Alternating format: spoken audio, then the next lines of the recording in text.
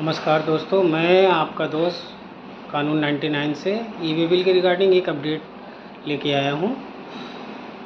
अच्छा, e-way bill बनाने का क्राइटेरिया दो तरीके से काउंट होता है कि अगर आपका गुड्स 50,000 से ऊपर के अमाउंट का है और डिस्टेंस जो है 50 किलोमीटर के ऊपर की है तो ई-वे बिल बनाना मैंडेटरी है।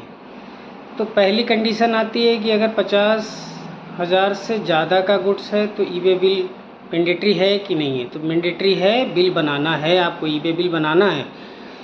लेकिन अगर 50 किलोमीटर की रेंज में बहुत लोग बोलते हैं कि ई-वे बिल बनाने की ज़रूरत नहीं, तो आप गलत हैं। ई-वे बिल तो बनेगा ही बनेगा, लेकिन उसका पार्ट बी का जो डिटेल होता है, जो ट्रांसपोर्टर का डिटेल होता है, वो मैंडेटरी नहीं है फिल करना।